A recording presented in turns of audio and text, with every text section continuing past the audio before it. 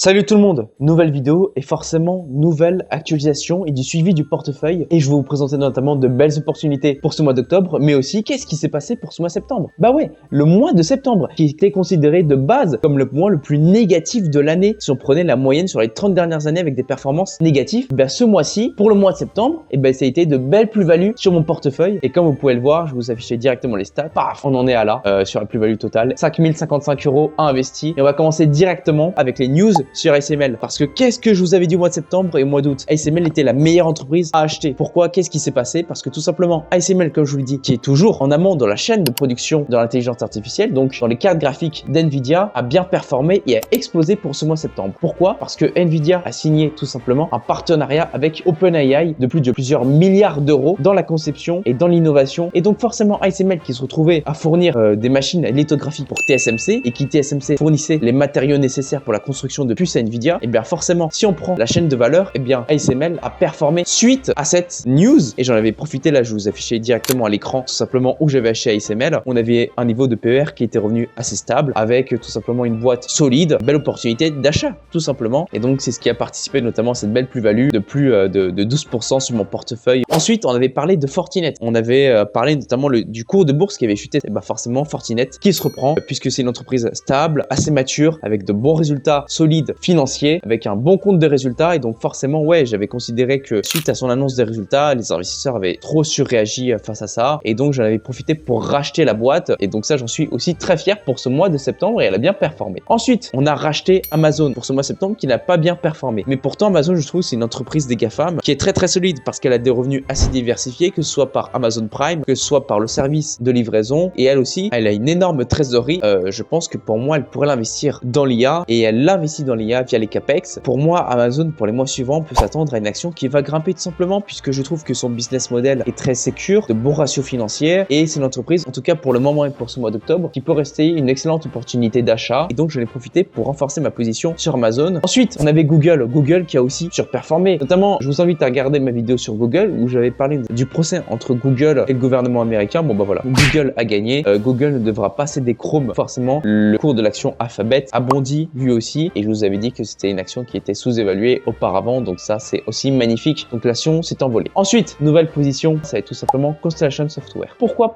Alors là c'est un peu comme Fortinet, c'est plus un achat d'opportunité que je vais faire. C'est une petite pondération de mon portefeuille, une entreprise de vente et de rachat de logiciels. Le CEO tout simplement avait quitté la boîte, le CEO qui avait plus de 70 ans. C'est un peu comme si aujourd'hui Tim Cook quittait la boîte d'Apple. Bon bah forcément, le cours de l'action réagit pas très bien, il chute parce que ça plaît pas aux investisseurs, parce que c'est le CEO qui connaissait le mieux la boîte. Pour autant, c'est une entreprise avec de solides ratios financiers. Là, je vous affiche à l'écran tous les ratios, les bons ratios financiers que j'ai pu analyser tout simplement. Et donc, ça prouve de la maturité de la boîte avec de fondamentaux assez solides, qui n'a jamais déçu sur ses marges, sur son bénéfice par action, puisque la boîte a bien chuté, 25% en bourse la semaine dernière. Pour moi, Constellation Software reste une très belle opportunité pour ce mois d'octobre à ne pas louper. C'est pour ça que je l'ai acheté. Ensuite, malheureusement, ce mois-ci, bon bah Mastercard n'a pas très bien performé, mais encore une fois, Mastercard pour moi, ça reste sur un secteur défensif du secteur bancaire. Donc pour ça, et j'ai même pas trop besoin de regarder la boîte. Bon, on a aussi TSMC. TSMC, c'est un peu comme le même principe qu'ASML qui a bien performé. TSMC qui pour moi représente, je crois, 10% de mon portefeuille. À chaque fois, les évaluer justement son juste prix. Pourquoi? Parce qu'il y a tout simplement ces risques géopolitiques entre la Chine et Taïwan, et donc c'est pour ça qu'elle est pas plus survalorisée, on va dire, et donc que ce PER reste stable. Et après, finalement, on a Celestica. Celestica, vous avez vu que j'en avais fait une vidéo, et Celestica, par contre, que je compte peut-être vendre. Là, on arrive à des niveaux de prix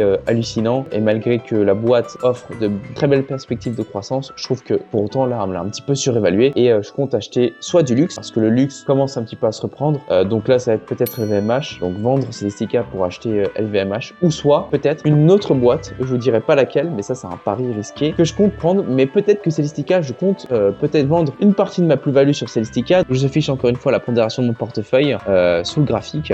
Bon bah la partie action défonce la partie ETF. Pourquoi? Parce que je préfère tout simplement, comme je vous l'ai dit, créer mon propre portefeuille qui peut battre un indice boursier. Je le pense vraiment que c'est possible sur le long terme, et donc on continue encore une fois à investir chaque mois, et j'en suis fier, et on verra pour ce mois d'octobre ce que nous offre ce portefeuille. Je ne compte pas acheter de nouvelles lignes. J'espère que cette vidéo vous aura plu, que j'ai pu vous partager de nouvelles opportunités que sont tout simplement Fortinet, Constellation Software, Amazon et potentiellement LVMH, où je compte faire aussi une vidéo spécifique à elle aussi, une vidéo qui englobe ça avec le secteur du luxe en général dans les semaines suivantes, qui va arriver très vite, et j'espère que ça va vous régaler. En tout cas, c'était Willy, je vous dis à la prochaine. prochaine. Allez, ciao.